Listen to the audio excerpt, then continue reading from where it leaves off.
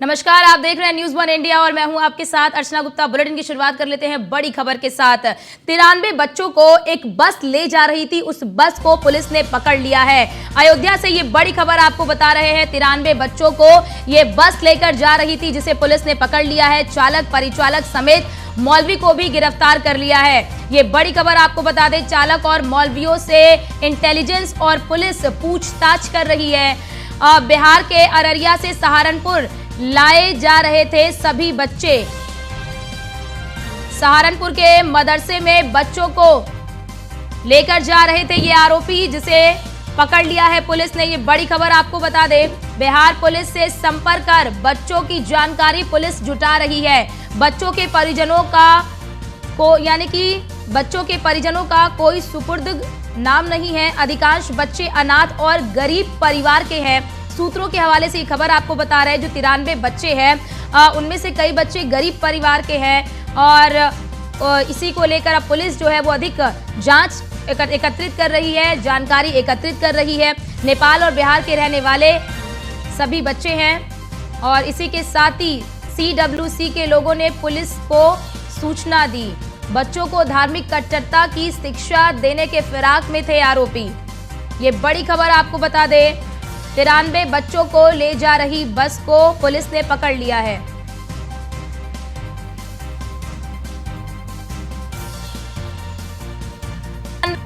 बिहार से कैसे यूपी पहुंचे, ये बड़ा सवाल है। सभी बच्चों को लेकर कहां जा रहे थे ये मौलवी, ये भी अपने आप में बड़ा सवाल है। आखिर कौन है इन 93 बच्चों का रहनुमा, यानी कि इन 93 बच्चों का रहनुमा कौन है, ये भी अपने आप में बड़ा सवाल है।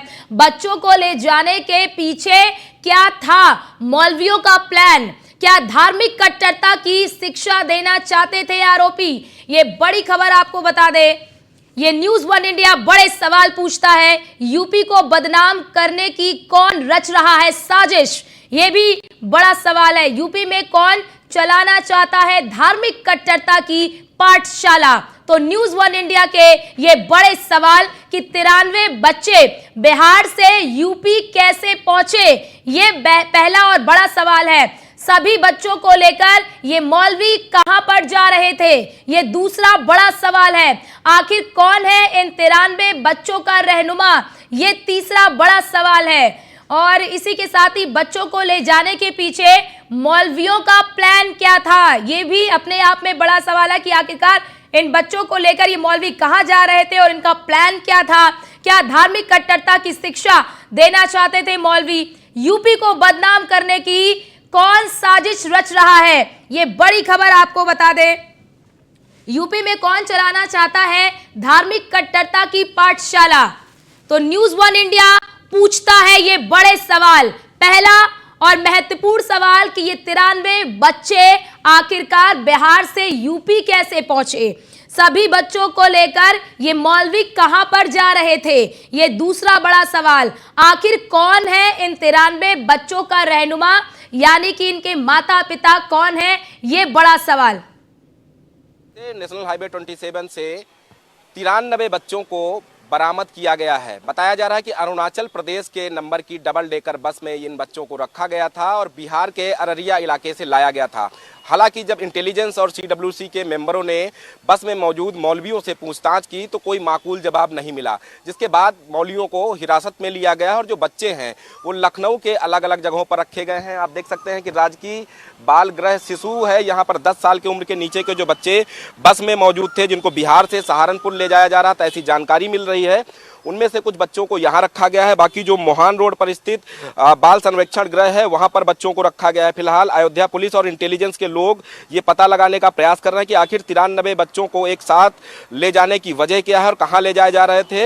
हालांकि जब मौलवियों से पूछताछ हुई तो अभी तक की जो जानकारी सामने आ रही है उसमें ये स्पष्ट हुआ है कि मौलवियों के पास सुपुर्दगी का कोई पत्र नहीं बरामद हुआ है और अभी तक भी मौलवियों से लगातार पूछताछ की जा रही है। फिलहाल देखना होगा कि जब इंटेलिजेंस की पूछताछ खत्म होगी तो 93 बच्चों को देवबंद के किस मदरसे में ले जाया जा रहा था, क्या परिवार के लोगों की परमिशन थी। हालांकि अभी तक की जो जानकारी मिली है, कुछ बच्चे ऐसे हैं जिनके माता पिता गुजर चुके हैं और कुछ बच्चे ऐसे हैं जो बहुत ही गरीब परिवार से ताल्लुक रखते हैं। फिलहाल देखना होगा इस पूरे प्रकरण में बच्चों को कहां ले जाया जा रहा था, इस पर गहनता से जांच पड़ताल जारी है। वीडियो जर्नलिस्ट वीरेंद्र के साथ नीलेश चौहान। और हमारे साथ हमारे दो संवाददाता जुड़ चुके हैं। नीलेश चौहान हमारे साथ जुड़ चुके हैं और राघवेंद्र शुक्ला भी हमारे साथ जुड़ चुके हैं। नीलेश, पहले तो ये बताइए कि पुलिस ने इस बस को पकड़ लिया है, अब तक इस मामले में क्या कुछ जानकारी पुलिस के हाथ लग पाई है?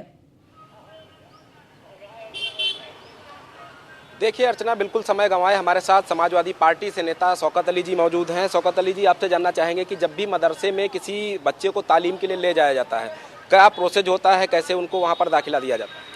देखिए, जिस तरह के स्कूल में दाखिला दिया जाता है उसी तरह मदरसे का भी दाखिला होता है, लेकिन बड़े दुर्भाग्य की बात है इतने बड़े पैमाने पे बच्चे लाए जा रहे थे, उन बच्चों को भी ये जानकारी नहीं है कि ये कहाँ से आए हैं, इनको कहाँ ले जाया जा रहा है, इनको कहाँ उतारा जाएगा, क्या किया जाएगा, इन्हें शिक्षा के लिए ले जाया जा रहा, तालीमी शिक्षा के लिए ले जाया जा रहा, उन बच्चों की भी जानकारी। दुर्भाग्य की बात देखिए ये है कि उनके पेरेंट्स को भी ये जानकारी नहीं है।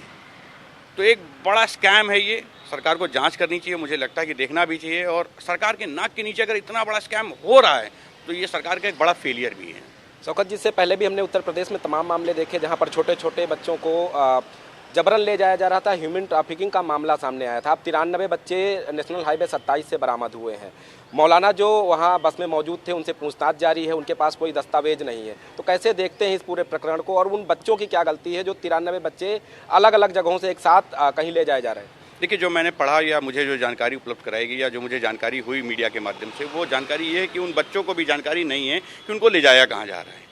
उनके पेरेंट्स को भी ये जानकारी नहीं, वो अपने पेरेंट्स के बारे में भी बहुत सारे ऐसे लोग हैं कि एक दूसरे को भी जान नहीं रहे हैं उस बस में, बस यूँ हुआ कि यात्री की तरह हैं।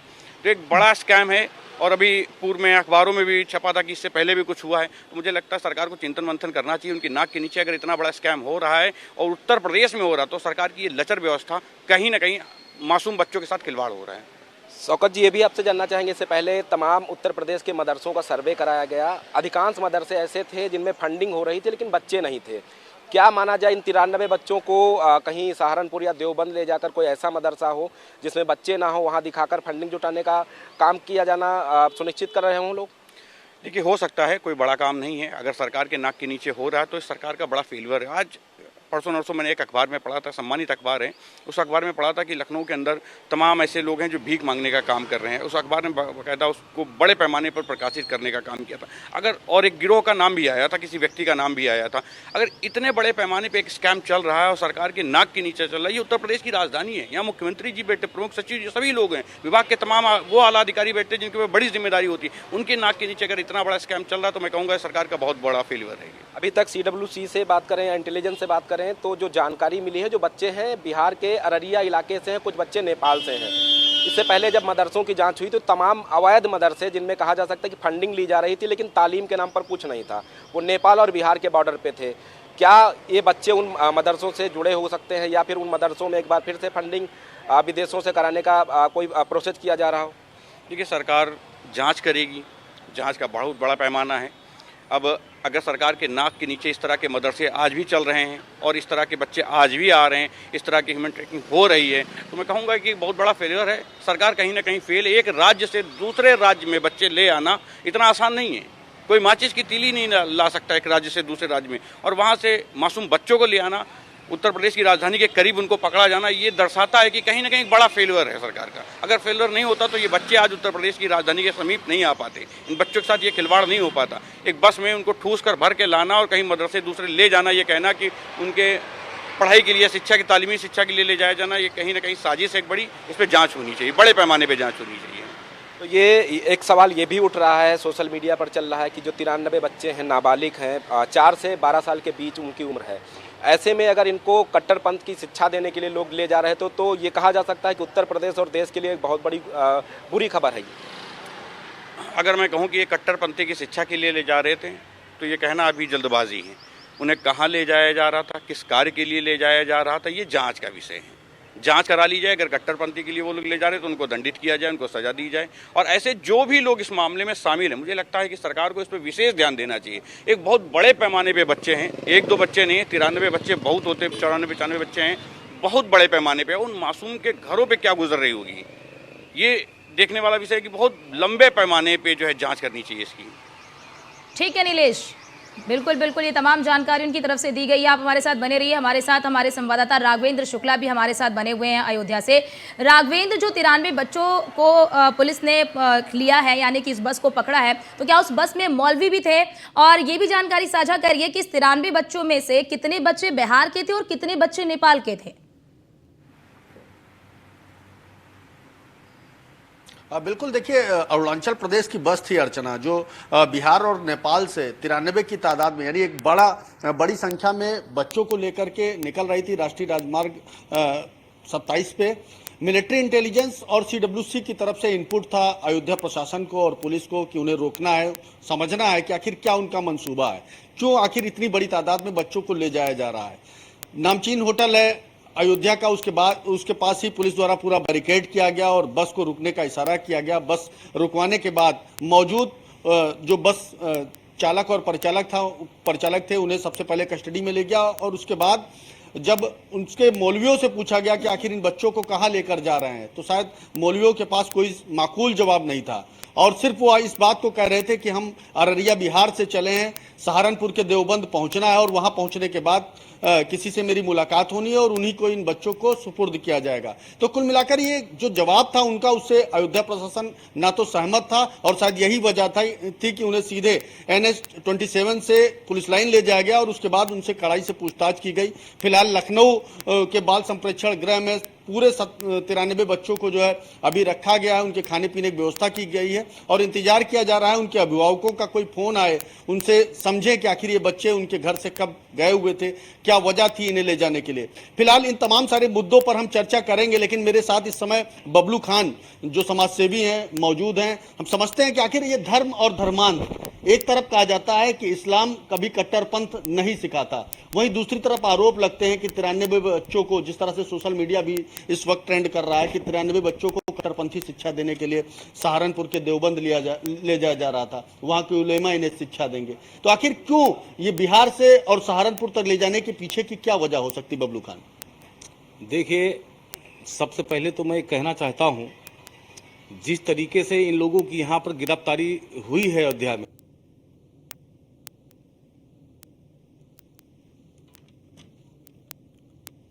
तो हमारे वरिष्ठ संवाददाता राघवेंद्र शुक्ला जी, देखिए उन्होंने तमाम जानकारी भी साझा की कि किस तरह से उनको पकड़ा गया है और किस तरह से मौलवी से पूछताछ की गई। तो जब मौलवी से पूछताछ की गई तो किस तरह से उसने बताया कि वो केवल अररिया से बच्चे को पूरी तरह से भोले भाले सीधे साधे बच्चों को जो दलदल में ढकेल रहे हैं, इसकी तो कड़ी से कड़ी जांच करते हुए अगर दोषी पाए जाते हैं तो मैं तो कहना चाहता हूं भारत सरकार से, अगर ये दोषी पाए जाते हैं तो इन सबको फांसी पर लटकाना चाहिए। क्योंकि समाजवादी पार्टी के प्रवक्ता शौकत अली वो कह रहे थे कि सरकार का फेलोवर है।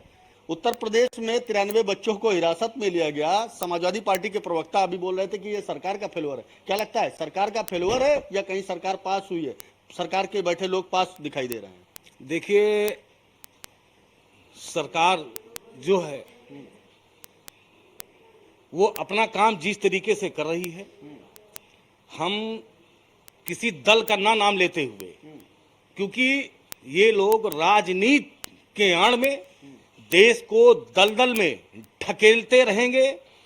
देश दलदल में चली जाए, इनको कोई परवाह नहीं है। इनको व्यक्तिगत अपना राजनीति मजबूत होना चाहिए। बबलू खान जी, एक चीज कि आखिर मदरसों में शिक्षा की पद्धति क्या है? क्या वाकई घर वाले अपने बच्चों को इस तरह से छोड़ देते हैं? 93 की तादाद में कोई छोटी संख्या नहीं होती है, एक बड़ी संख्या होती है।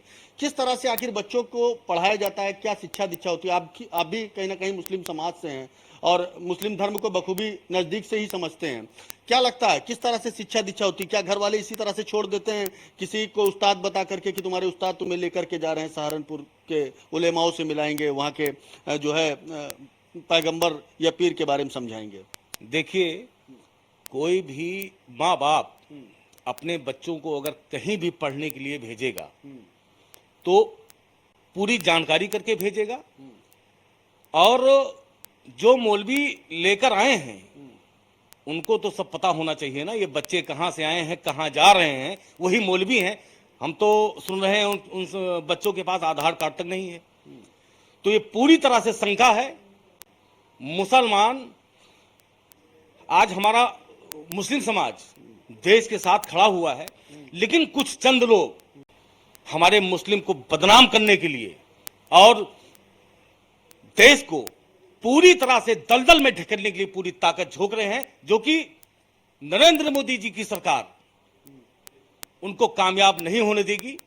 अच्छा, एक तरफ जो है उस बस में जो है 93 बच्चों का मिलना, और वहीं दूसरी तरफ उसमें एक ऐसे शख्स का मिलना जिसने इस बात को कहा कि हमारी पत्नी का इंतकाल हो चुका है, हम वहां पर एक पत्नी को खरीदने जा रहे थे, उसके एवज में हम पैसा देने जा रहे थे, लेकिन पत्नी एक हमारी उम्र से बेहद ही छोटी लड़की के साथ मेरा रिश्ता बताया जा रहा था और शायद वह रिश्ता तय नहीं हुआ। तो क्या लगता है ये हनी ट्रैपिंग का भी मामला हो सकता है, जब एक व्यक्ति उसी बस में से सवार इस तरह से बात कर रहा है कि वो अपनी पत्नी को खरीदने जा रहा है, वहीं तमाम 93 बच्चे ऐसे मिल रहे हैं जिन्हें ये नहीं मालूम कि वो कहाँ जा रहे हैं, किस लिए जा रहे हैं। क्या ये मामला मानव तस्करी से भी जुड़ा हो सकता है या कट्टरपंथी शिक्षा के जो आरोप लगाए जा रहे हैं उस तरह से भी इसे देखा जा सकता है? ये दोनों भी हो सकता है। या तो उन बच्चों को ट्रेनिंग देने के लिए, कट्टरता की तरफ ट्रेनिंग देने के लिए उनको लेकर जाया जा रहा था, या तो उन बच्चों को किडनैप करके कहीं न कहीं से उनका या तो तस्करी करना था, या तो जो भी उनका मकसद होगा गलत, उसी मकसद के लिए लेकर जा रहे थे। इसकी बहुत कड़ी जांच होनी चाहिए, बहुत गहराइयों से जांच होनी चाहिए। जांच में अगर ये दोषी पाए जाते हैं तो सीधा फांसी पे लटकाना चाहिए। ठीक है राघवेंद्र जी, कहीं ना कहीं आक्रोश हर एक समुदाय की तरफ से और हर एक वर्ग के लोगों में आक्रोश है जी। बिल्कुल बिल्कुल राघवेंद्र जी, बिल्कुल बिल्कुल आप हमारे साथ बने रहिए। नीलेश भी लगातार हमारे साथ बने हुए हैं। नीलेश, बड़ा सवाल ये भी निकलकर सामने आता है कि अगर मदरसों में बच्चों को लेकर जाते हैं तो ये प्रक्रिया क्या होती है? देखिए, बिल्कुल अयोध्या से अभी हम बबलू खान जी को सुन रहे थे, जो बता रहे थे कि किस तरीके से ये पूरा बड़ा मामला है। हमारे साथ इसी बात पर चर्चा करने के लिए शौकत जी मौजूद हैं।